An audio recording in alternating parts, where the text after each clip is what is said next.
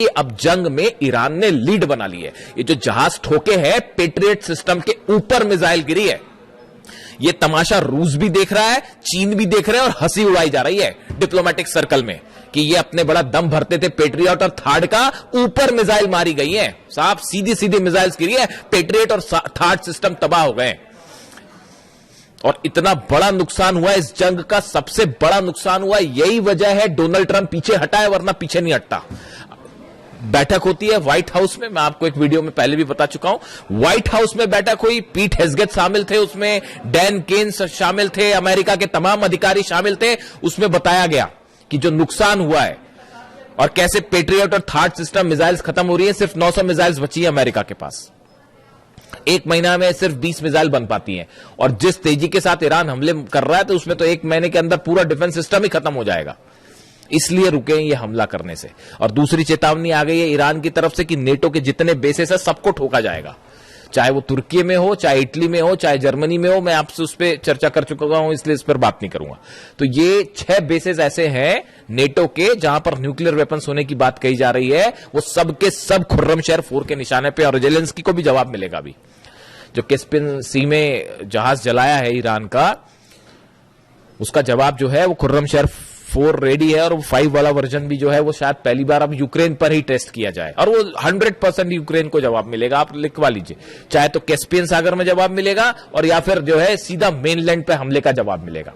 तो बैठक हुई, बैठक में यह तय किया गया कि भाई अभी जो असेसमेंट हुआ कि कितना नुकसान हो रहा है, उसमें ये बात निकल के सामने आ गई कि अगर आप लॉन्ग रेंज वॉर करते हैं, लंबी जंग की तैयारी करते हैं। पहली बात तो देखिए ईरान में वो रैपिड वेनेजुएला समझने की गलती कर रहे थे, तमाम समझाने के बाद भी कि उसको वेनेजुएला मान के चल रहे थे। ईरान ने समझा दिया क्या है हकीकत।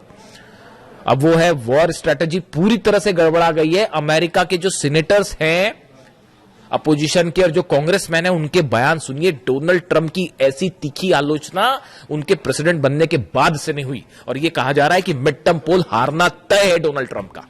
उनके जो सीनेटर्स हैं अपोजिशन, वो सवाल उठा रहे हैं कि ये क्या घटिया रणनीति लेके आप वॉर में गए। ना तो आप जीत पा रहे, ना आप बाहर निकल पा रहे, ना ईरान के अंदर जा पा रहे, ना हॉर्मुज कैप्चर कर पा रहे, ना लीडरशिप चेंज कर पा रहे, ना ईरान की सेना का मुकाबला कर पा रहे।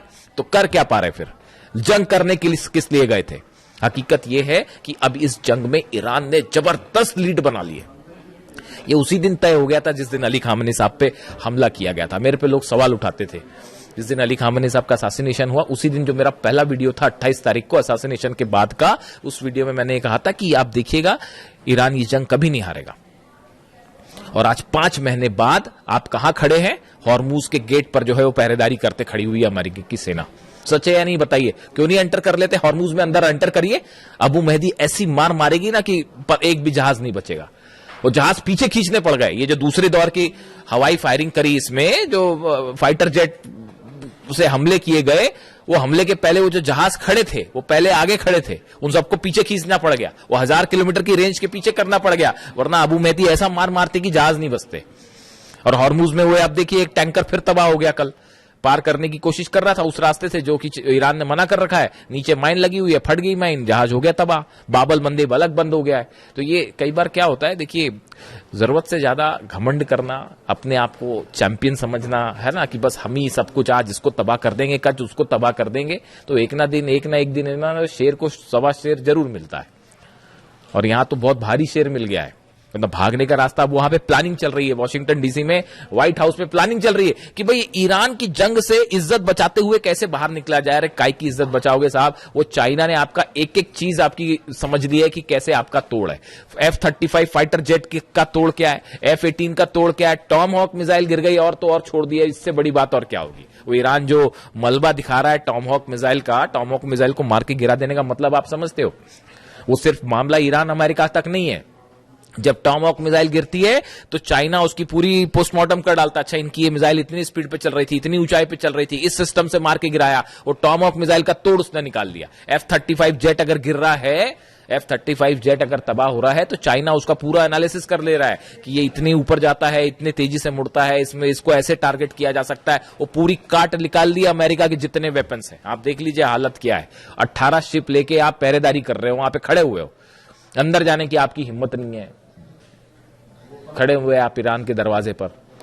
तो अब हालात ये है कि मुस्तफा खामेनी ने एक नया जो है वो संदेश दे दिया है डोनाल्ड ट्रंप को। उन्होंने कह दिया पहले लेबनान में पूरी तरह से शांति करो, उसके बाद बात आगे बढ़ेगी, वरना हम बात ही नहीं करेंगे। और यूरेनियम तो भूल जाइए, वो सपना है, वो भूल जाओ, यूरेनियम नहीं मिलने वाला। पिकेक्स माउंटेन पर हमला करोगे, नेटो के बेसिस उड़ेंगे, यूक्रेन पर हमला होगा, और सऊदी में, यूएई में, कतर में, दोहा में, बहरीन में, कुवैत में एक भी ऑयल रिफाइनरी सलामत नहीं बचेगी, एक भी इंफ्रास्ट्रक्चर नहीं बचेगा। वो जो लंबे लंबे ब्रिज है बहरीन और सऊदी के बीच में, सब मिसाइल्स के निशाने पर है। और ये जो बोलते रहते हैं ना बीच में डोनाल्ड ट्रंप की बस अब इतने % मिसाइल बनी, दुनिया में कोई नहीं जानता ईरान के पास कितनी मिसाइल सिटीज है। तो जागरोस की पहाड़ियों के नीचे अली खामेनी साहब जानते थे पहले से कि आज नहीं तो कल जो है वो हमला करेगा अमेरिका, उसी की तैयारी कर रखी थी, 4-5 साल की जंग की तैयारी कर रखी है। और अब तो भयंकर लीड बना लिए साहब, भयंकर लीड बना लिया। आपको क्या लगता है इजराइल हमला अगर ईरान अगर हार रहा होता या दब रहा होता तो अब तक इजराइल तो कूद गया होता जंग में। उसको पता है कि अगर जंग में आप कूदोगे उसके बाद तेल अवीव पे और हाइफा में ऐसे हमले होंगे इस बार कि मतलब रुकेगा भी नहीं वो मामला। तो अभी वो प्लान चल रहा है एक और, फिर जा रहे नेतन्याहू जी जा रहे हैं मिलने के लिए डोनाल्ड ट्रंप से, और वहां जाके देखते हैं मुलाकात में क्या होता है। वहां पे एक नया फिर प्लान, नया षड्यंत्र शायद जारी हो कि अब ऐसे हमले करेंगे, वैसे हमले करेंगे। अभी लेकिन एक नई थ्योरी चल रही है, इस पे अलग से बात करेंगे। वो यूक्रेन ये जो बैठक हुई जिसकी मैं जिक्र कर, अच्छा पहले मुस्तफा खामेनी साहब की बात कर लें। इन्होंने जो ये संदेश दिया लेबनान वाला, इसको गेम चेंजर माना जा रहा है। वो जो है उन्होंने कहा हम अपने न्यूक्लियर प्रोग्राम पे कोई बात नहीं कर रहे, हम स्ट्रेट ऑफ हॉर्मुज पे बात ही नहीं कर रहे, वो तो बंद है, वो कोई नहीं खुलवा सकता। ईरान की परमिशन के बिना खड़ा हुआ अमेरिका, 5 महीने से खड़ा हुआ, स्ट्रेट ऑफ हॉर्मुज बंद है। वो जब ईरान का मन करता है खोलता है, जब मन करता है बंद कर देता। क्या कर पाए आपके एयरक्राफ्ट कैरियर दुनिया के? अब्राहम लिंकन क्या कर पाए और जेरल्ड आर फोर्ड क्या कर पाए? और वो लॉन्ड्री में आग लग गई तो भग लिए, वो अलग। तो बेइज्जती हो रही है वो अलग हो रही है, सैनिक मर रहे हैं, थार्ड सिस्टम तबाह हो जा रहा है, जहाज में आग लग जा रही है, हरा पानी रहे, हरा तो छोड़िए खुद ही पिटे जा रहे हैं। क्या कि सुप्रीम पावर दुनिया की, सबको समझ में आ गया कोई सुप्रीम पावर नहीं है भैया। और मिसाइल के मामले में Iran is the new supreme power of the world, super power of the world, इसमें कोई शक नहीं है। वो कई लोग फिर अभी भी इस तरह के मैं सवाल देखता हूं कि रूस मदद कर रहा है और चाइना मिसाइल में मदद कर रहा है। ईरान को मिसाइल के मामले में किसी की मदद की जरूरत है? अभी भी आपको लगता है कि किसी और की मदद की जरूरत है? हाँ मान लिया सैटेलाइट की मदद मान सकते हैं हम, सैटेलाइट मदद कर रहा है रूस, चीन सैटेलाइट से मदद कर रहा है, क्योंकि सैटेलाइट प्रोग्राम है नहीं तो बैन कर रखा था आपने, वरना वो ईरान बताया ईरान को आप ये बैन्स वैन हटा लीजिए, उसके बाद देखिए ईरान कैसे तेजी से तरक्की करता है। वो ह्यूमन ब्रेन बना लिया उसने, एक वो जो खबर बताई थी मैंने आपको, ह्यूमन ब्रेन की सेल्स बना के एक आर्टिफिशियल ब्रेन बनाने, मतलब वहां पे जो है आप देखिए ईरान में जो साइंटिस्ट हैं कितनी तेजी के साथ काम कर रहे हैं। ये तब है जब वो 30 साल से बैन लगा हुआ है, तो हाहाकार मच जाता है दुनिया में। जरा से जो है बैन्स लगते हैं, कहीं कोई टैरिफ लग जाता है तो हाहाकार मच जाता है। और 30 साल से वो अली खामेनी साहब का ईरान जो है वो 30 साल से बैन भी झेल रहा है, उसके बाद भी देखिए आज घुटने पे हैं सबके सब।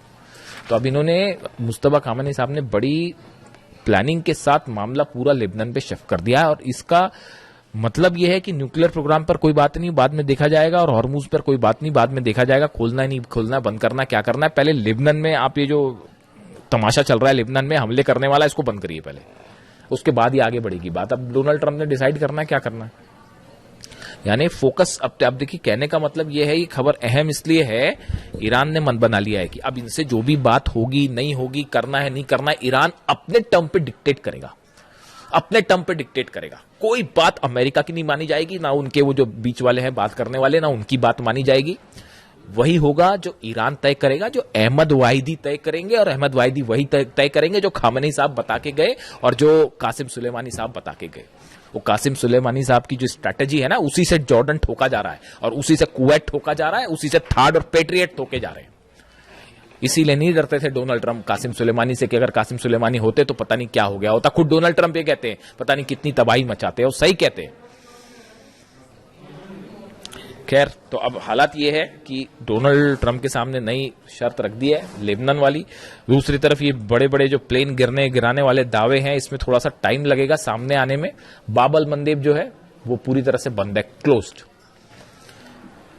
ईरान ने हुतीस की मदद के लिए बैलिस्टिक मिसाइल ड्रोन्स का एक बड़ा जखीरा तैनात कर रखा है। यमन में खासतौर पर बाबल मंदेब के आसपास, और लगातार जो है वो लड़ाई चल रही दोनों तरफ से। आपने देखा ही कल यमन में किस तरह से हमले हुए और सऊदी लेड फोर्सेस और हूती के बीच में आमने सामने की जंग शुरू हो गई। कई गाड़ियों को आग लगा दी गई। जिस तरह से ऑयल रिफाइनरीज पर सऊदी पर हमला हुआ, पूरी दुनिया देख रही है। सबसे बड़ी जो आपकी जो ऑयल रिफाइनरी है अरामको, उसकी एक यूनिट पर जिस तरह से मिसाइल्स गिरी हैं, बैलिस्टिक मिसाइल, पूरी दुनिया देख रही किस तरह से यानबू में और दूसरी एक जगह जो है वो हमले हुए और उसको कोई नहीं रोक पाया। तो अमेरिका तो फेल है ही पूरी तरह से, वो अपनी रक्षा नहीं कर पा रहा, तो सऊदी की रक्षा क्या करेगा। और ये प्लान चल रहा है, देखिए प्लान चल रहा है। खुद नहीं लड़ सकते तो बोले क्या एक नया मोर्चा खोल देते हैं, यूक्रेन को लड़ाओ ईरान से साहब, हथियार हम देंगे वहां लड़ना ताकि हमारे बेस पे हमला नहीं। आपने क्या समझ रखा है ईरान को और क्या समझ रखा है अहमद वाहिदी साहब को? यूक्रेन हमला करेगा तो वो क्या जॉर्डन पे हमला रुक जाएगा? अहमद वाहिदी साहब ने, जो मेरे पास जो जानकारी है, ईरान की सेना ने, आईआरजीसी ने अपना टारगेट तय कर रखा है, पूरे अरब से अमेरिका को बाहर निकालो, ट्रंप की सेना को बाहर निकालो, उसके बाद देखा जाएगा। इस टारगेट के साथ काम कर रहे हैं। और डोनाल्ड ट्रंप की कोशिश जो यूक्रेन वाला है उस पर अलग से बात करेंगे। वो यूक्रेन को भिड़ाने की कोशिश है ईरान से, सऊदी को भिड़ाने की कोशिश वहां पे जो है हूती को वहां मैनेज करने के लिए सऊदी को भिड़ा लो, यानी खुद पीछे रहो, हथियार देके दूसरे को लड़ा जाए, ये प्लान चल रहा है। लेकिन अभी हालात ये हैं, ईरान ने बड़ी लीड बना ली है। अब ये जो शर्तें रखी हैं मुस्तफा खामेनी साहब ने, इसका क्या होगा? बाबल मंदेब का क्या होगा? हॉर्मूज का क्या होगा? एक बड़ी जंग की तैयारी फिर शुरू है, अमेरिका की तरफ से भी, इजराइल की तरफ से भी। इजराइल की एंट्री भी जल्दी हो सकती है, अगले 1 से 2 दिन में 30 तय हो जाएगी कि मामला जंग की तरफ, बड़ी जंग की तरफ। ईरान जान रहा है कि हमला होगा, आज नहीं तो कल फिर से हमला होगा, और किस रूप में होगा ये देखने वाली बात है। जो भी अपडेट होगा आप तक पहुंचाऊंगा। Thank you so much.